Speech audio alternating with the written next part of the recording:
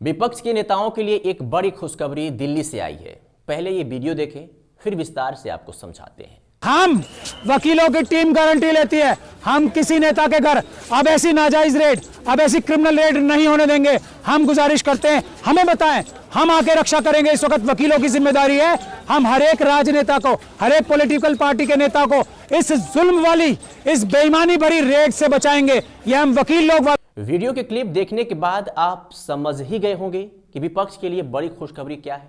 यानी अब अगर विपक्ष के नेताओं के घर किसी भी जांच एजेंसियों का छापा पड़ता है तो सुप्रीम कोर्ट के वकीलों का एजेंसियों को पहले सामना करना पड़ेगा। यानी जांच एजेंसियों को पहले सुप्रीम कोर्ट के वकीलों का सामना करने का, फिर वहां पर छापा मार सकते हैं। अब जरा इसे बेहतर तरीके से समझिए। विपक्ष के नेताओं ने अपनी अपनी सरकार में जमकर घोटाला किया था, इसीलिए वो ईवीएम के मसले पर कुछ बोलने को तैयार नहीं है। सिर्फ और सिर्फ सोशल मीडिया पर विपक्ष पिया पिया खेल रहा है। अगर उसे छापा मारने वाली एजेंसियों का डर नहीं होता तो वो ईवीएम बैन कराने की मांग को लेकर अब तक सड़क पर आ गया होता। ये बातें गांव से लेकर शहर तक के गलियारों में चर्चा का विषय बनी हुई है। सुप्रीम कोर्ट के वकील ये समझ चुके हैं कि इलेक्शन कमीशन भी सरकार के इशारे पर काम कर रहा है। सुप्रीम कोर्ट के वकील अब ये भी समझ चुके हैं कि ईवीएम से चुनाव कराकर भाजपा जिस राज्य को जीतना चाहती है उसे बड़े ही आसानी से जीत लेती है। सुप्रीम कोर्ट के वकील अब ये भी समझ चुके हैं कि ईवीएम को बनाने वाले, ऑपरेट करने वाले और उसमें 3-5 करने वाले लोग भाजपा के अपने सरकारी कर्मचारी हैं। शायद यही समझकर अब सुप्रीम कोर्ट के वकील ईवीएम हटाने की मांग कर रहे हैं और सड़कों पर आंदोलन करने के लिए तैयार हैं। दिल्ली के जंतर मंतर पर आंदोलन शुरू भी है। लेकिन ये बात विपक्ष को अभी तक समझ में नहीं आ रही है, इसलिए विपक्ष केवल सोशल मीडिया पर बयानबाजी कर रहा है। लेकिन पूरी तरह से विरोध करने में विपक्ष अभी भी सामने नहीं आ रहा है, और वो शायद इसलिए कि कहीं ना कहीं विपक्ष के तमाम नेताओं को ईडी जैसी तमाम जांच एजेंसियों का डर है। अब विपक्ष को इन जांच एजेंसियों का डर क्यों हो, समझ से बाहर है। क्या विपक्ष ने अपनी सरकार में सही में घोटाला किया है इसलिए डर रहा है, या उसे जनहित में किए गए आंदोलन के दौरान कुछ मुकदमों का डर है? ऐसा लोगों का कहना है। इस तरीके के लोग चर्चाएं कर रहे हैं। सुप्रीम कोर्ट के वकील भानु प्रताप सिंह ने जंतर मंतर पर मीडिया से बात करते हुए उन्होंने चुनाव आयोग, विपक्ष की सभी पार्टियां, इन स्ट्रीम मीडिया सहित सुप्रीम कोर्ट के कार्यशैली पर सवाल खड़ा कर दिया है।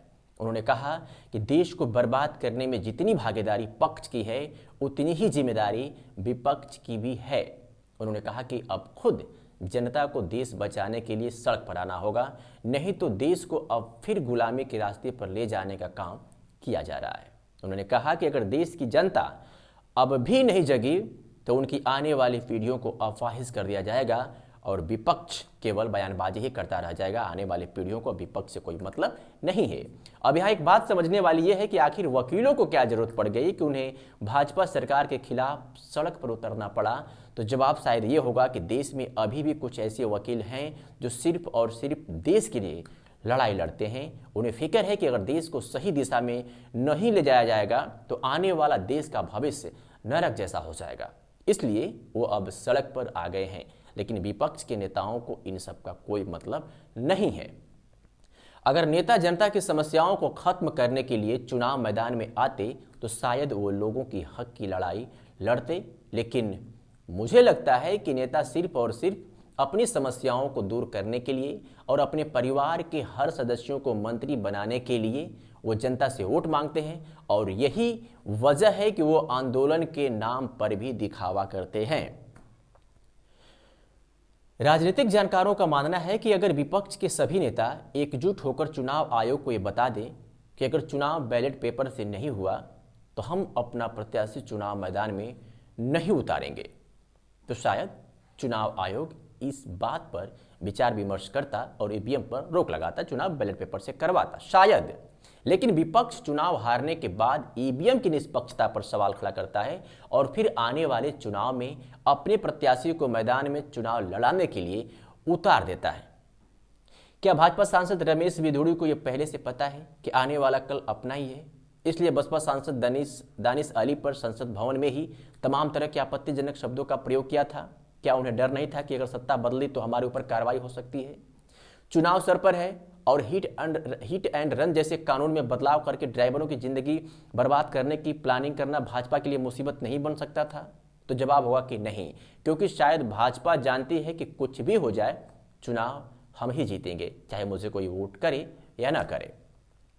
पूरे देश में भाजपा के नियमों का, नए बनाए गए कानूनों का विरोध होता है, उसके खिलाफ धरना प्रदर्शन होता है, चाहे वो डायल 112 का मामला हो या नोटबंदी का, चाहे वो शिक्षक भर्ती का हो या जीएसटी का, चाहे पहलवान बेटियों का मामला हो या किसान आंदोलन का, चाहे वो सीएए का मामला हो या एनआरसी का, चाहे वो आजमगढ़ इंटरनेशनल एयरपोर्ट का मामला हो या SC/ST एक्ट में बदलाव का। ऐसे और भी मामले जैसे हाथरस कांड, मणिपुर कांड और लखीमपुर कांड, जिनका खूब जमकर विरोध किया गया और जगह जगह आंदोलन किया गया, लेकिन चुनाव होने के बाद रिजल्ट भाजपा के पक्ष में ही जाता है।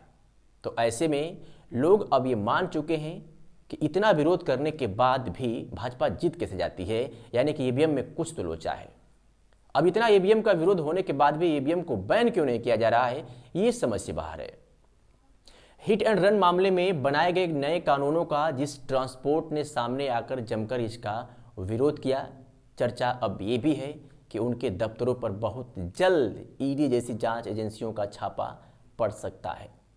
देश के प्रधानमंत्री के प्रेस चुप्पी पर भी लोग अब सवाल खड़े करने शुरू कर दिए हैं कि आखिर क्या वजह है कि पिछले 10 वर्षों में आज तक एक भी प्रेस कॉन्फ्रेंस पीएम मोदी ने नहीं किए, जबकि इसके पहले देश में जितने भी प्रधानमंत्री बने उन्होंने बाकायदा प्रेस कॉन्फ्रेंस करके देश को आगे बढ़ाने में चर्चा किया और पत्रकारों के सवालों का जवाब दिया। तो क्या इसे मान लिया जाए पीएम मोदी को पत्रकारों के सवालों का जवाब देने से बच रहे हैं, वो डरते हैं?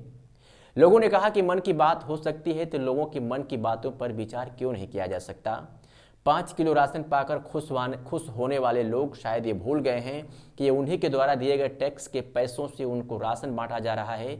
युवाओं का भविष्य बेरोजगारी भत्ते से नहीं बल्कि रोजगार से उज्जवल होगा। कुछ लोगों ने हमें बताया कि ड्राइवरों से 10 लाख रुपए एक्सीडेंट के बाद जो वसूलने का सरकार का नया तरीका था, उसी पैसों से आयुष्मान कार्ड वाली योजनाओं को जिंदा रखने की सरकार की मंशा थी। यानी आयुष्मान योजना से जो 5 लाख रुपए का फ्री इलाज सरकार आम पब्लिक को देती थी, उसे ही दूसरे रास्ते से आम पब्लिक से वसूलने का यह नया तरीका था। यानी आप ही से लेकर आप ही को दे देना और नाम अपना कर लेना। देश में विकसित भारत संकल्प योजना के तहत लोगों को शपथ दिलाई जा रही है कि देश को विकसित बनाना है। अब इस आयोजन को लेकर के भी लोग सवाल खड़े कर दिए हैं।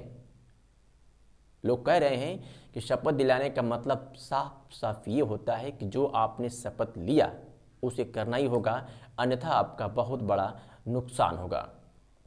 अमूमन तौर पर आपने ये देखा भी होगा कि जो लोग कानून के सामने सच नहीं बोलते, वो लोग शपथ खाकर सच बोल देते हैं।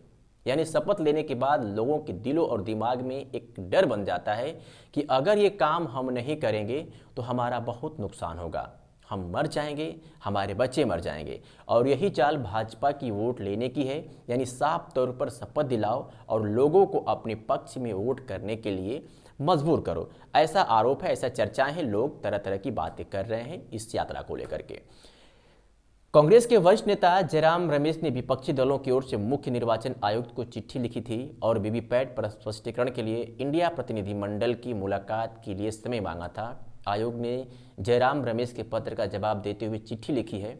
आयोग ने अपने पत्र में जवाब दिया है कि ईवीएम और वीवीपीएटी के मुद्दे पर वो पहले ही अपना स्टैंड साफ और स्पष्ट कर चुका है। सुप्रीम कोर्ट और हाई कोर्ट भी ईवीएम और वीवीपीएटी के मुद्दे पर अपना फैसला सुना चुके हैं। हालांकि आयोग सुप्रीम कोर्ट के समक्ष ईवीएम और वीवीपैट के मुद्दे पर दाखिल ताज़ा अर्जी में भी अपना जवाब दाखिल कर चुका है। निर्वाचन आयोग ने जयराम रमेश को अपने पत्र में कहा है कि रमेश ने तो खुद सुप्रीम कोर्ट में ईवीएम और वीवीपैट के मुद्दे पर जो याचिका दाखिल की थी वह भी अभी तक कोर्ट के समक्ष लंबित ही है।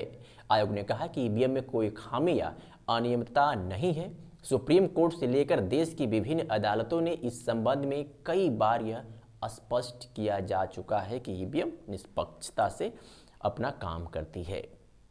अब ऐसे में देखना ये होगा कि वकील रास्ते पर आ गए, वकील सड़कों पर आ गए, लोग अब उनके साथ धीरे धीरे जुड़ रहे हैं, ईवीएम का विरोध कर रहे हैं, ईवीएम बैन करने की मांग कर रहे हैं। लेकिन सबसे बड़ा सवाल ये कि आखिर विपक्ष सिर्फ फेसबुक पर बयानबाजी करने से क्या ईवीएम बैन हो सकता है, ये लोग सवाल कर रहे हैं। लोग अब साफ तौर पर कह रहे हैं कि विपक्ष को जांच एजेंसियों का डर है, उन्होंने अपनी सरकार में घोटाला किया था और यही वजह है कि ईवीएम के मुद्दे को लेकर के खुलकर के सरकार का वो लोग विरोध नहीं कर रहे हैं। उन्हें डर है कि अगर एजेंसियां हमारे दफ्तरों तक पहुंची तो बहुत से बड़े बड़े घोटाले सामने आ सकते हैं और यही वजह है कि विपक्ष खुलकर के विरोध नहीं कर रहा है। वैसे आपकी क्या प्रतिक्रिया है इस खबर को लेकर के, कमेंट करके हमें ज़रूर बताइए। देखने के लिए बहुत बहुत शुक्रिया।